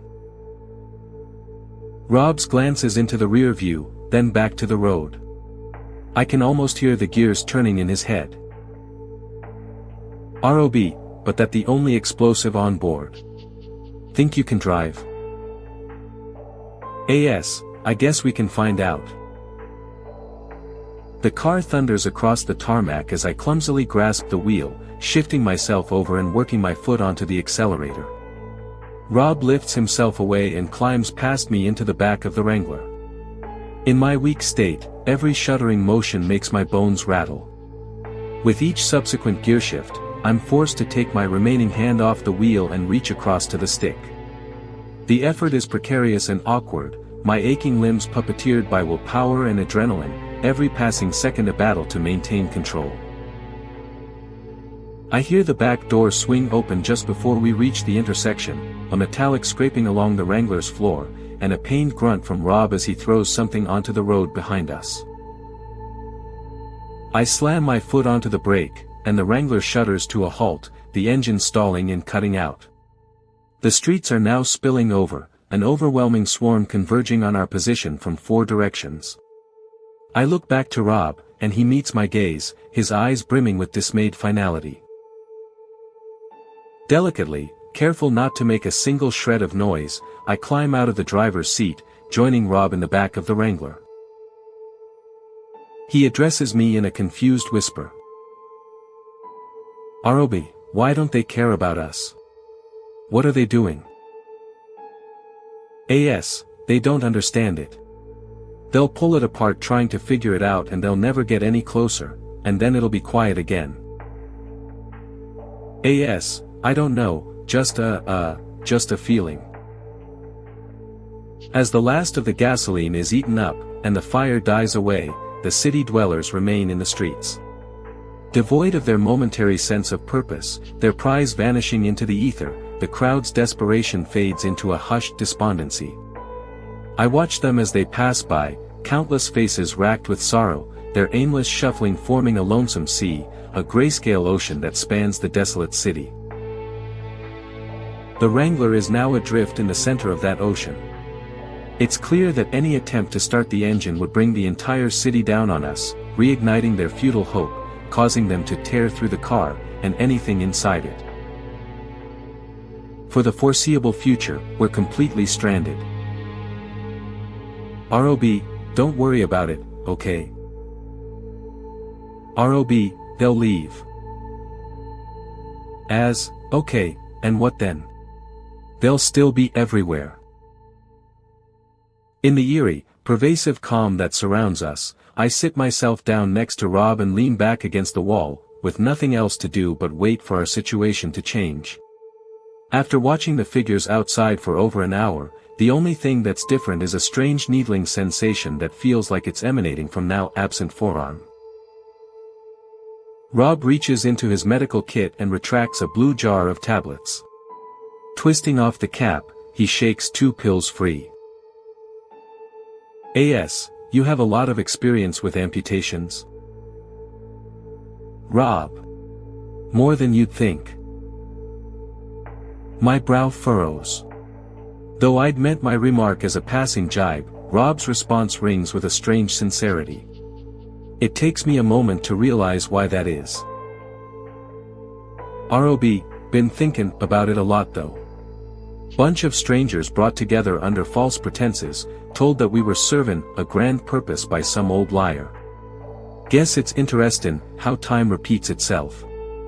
Now that I think about it, he drove a Jeep too. Rob, that don't change nothing. Don't change what I did, to you, to Bobby, to any of them. Maybe you were there in the forest, but I was the one who started this, the one who kept a skin what was at the end of the road." I watched the figures pass the window, my eyelids getting weaker. "Rob, I know Miss Sharma, I know." The last thing I see before I fall into a dreamless artificial sleep is Rob Guthard's hand reaching for the rifle. I glance around to find that Rob's nowhere to be seen. Momentarily forgetting the situation outside the car, I attempt to call out for him. The syllable catches in my throat as a shambling figure passes by the window, wringing its hands in despair and casting a long shadow through the car. With a renewed sense of caution, I slide the blanket to one side, and slowly make my way to the upfront. The cabin is similarly empty, except for a single scrap of paper, torn from my notebook. It lies on the driver's seat, a small object hidden within the fold. When I open it, I find my headphones and 5 neatly written words. Channel 1 to all cars. "As, Rob. Rob, I'm sorry Miss Sharma. As, Rob, where are you? Rob, I wish I could. I do. But we both know those things ain't leaving. And you need the car to get wherever you gotta go, so best I can do is make some ruckus, draw him out of your way." I rest my head against the steering wheel, bracing myself against the weight of his words. "As, I can't do this without you." I stare into the rear-view mirror, seeing myself for the very first time, and I have to admit I'm scared. "Rob, okay Miss Sharma, you ready?" As. "Yeah. I'm ready." "Rob, alright then, suppose it's about time this thing did some good." "Rob, they on their way." "Rob, okay then, what are you waiting for?" Rob fires the rifle again, maintaining the attention of the majority. The stragglers fall away in my rear-view mirror, losing ground against the Wrangler. "Rob, good. That's good. Miss Sharma, if you find Marjorie, if you get a chance to let me know, well it's more than I deserve but dash." "Rob, I appreciate that. Okay, they're gonna be here soon, so I'm gonna go radio silent for a while. If I call, you'll know I made it out. If I don't call, you just assume I made it out, okay? As, please tell me you're going to be alright, Rob." And there you have it, dear listeners. One final scream, echoing into the void. Yeah. Void screams, eternal darkness, I did it. Can I eat now? We're still on air, Roxy. Oh no, just the spooky FCC is gonna haunt us for breaking the mood.